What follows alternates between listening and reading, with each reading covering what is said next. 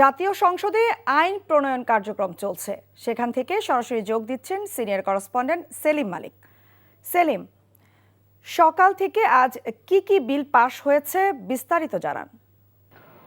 তামান্না, আজকে কিন্তু বাংলাদেশের সংসদের ইতিহাসে একটি বিরল ঘটনার দিন বলা যেতে পারে, কারণ সরকারি ছুটির দিন শুক্রবার আজকেও কিন্তু দুই বেলা বসছে সংসদ। শুধুমাত্র অন্তর্বর্তী সরকারের সময়ে জারি করা অধ্যাদেশ 133টি অধ্যাদেশ, সেই অধ্যাদেশগুলো বিল আকারে পাশ করার জন্য আসলে আজকে সংসদ বসছে। সকাল 10টায় সংসদ বসেছে। এখন পর্যন্ত আমাদের কাছে যে তথ্য এসেছে যে সকাল থেকে এখন পর্যন্ত 12টা পর্যন্ত 10টির বেশি বিল পাশ হয়েছে। এর মধ্যে নারায়ণগঞ্জ, বরিশাল, ময়মনসিংহ উন্নয়ন কর্তৃপক্ষ বিল, বাংলাদেশ শিল্পকলা একাডেমি বিল, বাংলাদেশ বনশিল্প উন্নয়ন কর্পোরেশন বিল, কুমিল্লা রংপুর উন্নয়ন কর্তৃপক্ষ বিল এবং আমানত সুরক্ষা বিল।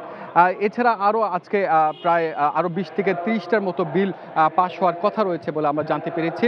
আপনি জানেন যে অন্তর্বর্তী সরকারের সময় দেশ পরিচালনা এবং আইনের সংশোধনের জন্য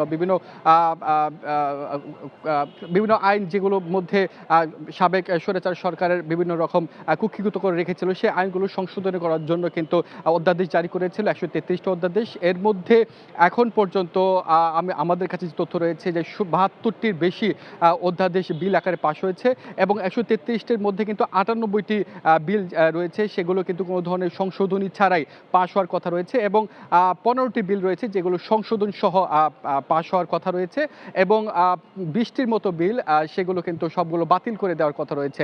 তবে এর মধ্যে আলোচিত যে বিলগুলো পাশ হয়েছে এর মধ্যে রয়েছে যে জুলাই আন্দোলনের সময় যে ধরনের জুলাই আন্দোলনে যারা করেছেন, গণঅভ্যুত্থান যারা করেছেন তাদের সুরক্ষা একটি বিল পাশ হয়েছে। অর্থাৎ জুলাই যারা আন্দোলন করেছেন তখন তাদের বিরুদ্ধে কোনো ধরনের নতুন করে মামলা বা অভিযোগ নেওয়া হবে না। এছাড়া সন্ত্রাস বিরোধী একটি অধ্যাদেশ, সেই বিলটি কিন্তু পাশ হয়েছে। এর মাধ্যমে কিন্তু সন্ত্রাসী দল হিসেবে আওয়ামী লীগের বিচার যে প্রক্রিয়া শুরু হয়েছে সেটি কিন্তু করা যাবে। এছাড়া আরও কিছু বিল নিয়ে কিন্তু বেশ সমালোচনা হয়েছে। এর মধ্যে সুপ্রিম কোর্টের বিচারপতি নিয়োগ যে বিলটি রয়েছে সেটি কিন্তু বাতিল করা হয়েছে এবং সুপ্রিম কোর্ট সচিবালয় বিলটিও কিন্তু বাতিল করা হয়েছে। এছাড়া মানবাধিকার কমিশন যেটি আওয়ামী লীগ সরকারের সময় গঠন করা হয়েছিল সেটি সেইভাবেই রেখে বিলটি আনা হয়েছিল সংসদে এবং সেটি কিন্তু বাতিল করা হয়েছে। এটি নিয়ে কিন্তু বেশ সমালোচিত হয়েছে।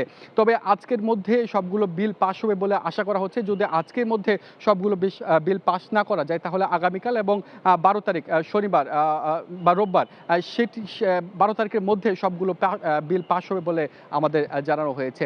তো এই ছিল আমার কাছে সংসদ থেকে বিল পাশের খবর। জানছিলাম সংসদ অধিবেশনের খবর।